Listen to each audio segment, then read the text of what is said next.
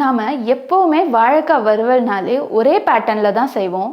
இன்றைக்கி நாம் செய்ய போகிற இந்த வாழைக்காய் வறுவல் பிடிக்காதவங்களுக்கு கூட ரொம்ப பிடிக்கும். ரொம்ப ரொம்ப டேஸ்ட்டாகவும் டிஃப்ரெண்ட்டாகவும் இருக்கும். வாங்க எப்படி செய்கிறதுன்னு பார்க்கலாம்.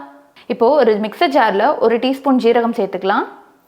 இது கூடவே ஒரு 3/4 டீஸ்பூன் சோம்பு சேர்த்துக்கலாம். 1 டீஸ்பூன் அளவுக்கு மிளகு சேர்த்துக்கலாம். இது கூடவே ஒரு 6லேருந்து 7 பல்லு பூண்டு சேர்த்துக்கலாம். கொஞ்சமாக கருவேப்பிலை இலை சேர்த்துக்கலாம். ஒரு குட்டி பட்டை சேர்த்துக்கலாம். 2 காஞ்ச மிளகாய் சேர்த்துக்கலாம். நான் ஒரு 2 பத்தை தேங்காய் எடுத்து குட்டி குட்டியாக கட் பண்ணி வச்சுருக்கேன். அதையும் இதில் சேர்த்துடலாம்.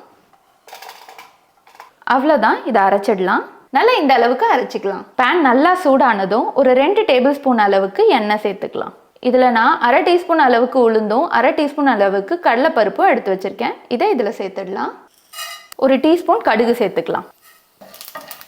நான் ஒரு வாழைக்காவை குட்டி குட்டியாக கட் பண்ணி தண்ணியில் சேர்த்து வச்சுருக்கேன். இப்போது இதை தண்ணியிலேருந்து வடிச்சிட்டு எடுத்து இதில் சேர்த்துக்கலாம். இப்போது இது கூடவே கொஞ்சமாக கருவேப்பிலை சேர்த்துடலாம். நம்ம சேர்த்துருக்க வாழைக்காய் எண்ணெயோட எல்லா சைட்லேயும் மிக்ஸ் ஆகிற மாதிரி நல்லா வதக்கிடலாம். இப்போ நல்லா ஒரு 1 நிமிஷத்துக்கு நல்லா வதக்கியாச்சு. பார்த்தீங்கன்னா வாழைக்காய் லைட்டாக கலர் மாதிரி இருக்குது பாருங்கள். இப்போ நம்ம இதில் மசாலாலாம் சேர்த்துக்கலாம். ஒரு 1/2 டேபிள் ஸ்பூன் அளவுக்கு மிளகாய்த்தூள் சேர்த்துக்கலாம். ஒரு 1/2 டேபிள் ஸ்பூன் அளவுக்கு மல்லித்தூள் சேர்த்துக்கலாம். 2 சிட்டிக்கு அளவுக்கு மஞ்சத்தூள் சேர்த்துக்கலாம். தேவையான அளவுக்கு உப்பு சேர்த்துக்கலாம். இப்போ இது எல்லாத்தையும் நல்லா மிக்ஸ் பண்ணிடலாம்.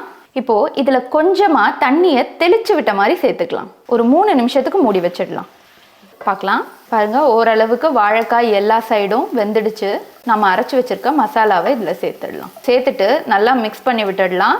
இந்த மசாலா சேர்க்கறதுனால இந்த வறுவல் ரொம்ப ரொம்ப ரொம்ப டேஸ்ட்டாக இருக்கும். இந்த மசாலா சேர்த்துட்டு மறுபடியும் ஒரு நிமிஷத்துக்கு அப்படியே நல்லா வதக்கிடுங்க. இப்போ ஸ்டவ் ஆஃப் பண்ணிவிட்டு கொஞ்சமாக பச்சை கருவேப்பிலையை கிள்ன மாதிரி சேர்த்துக்கோங்க.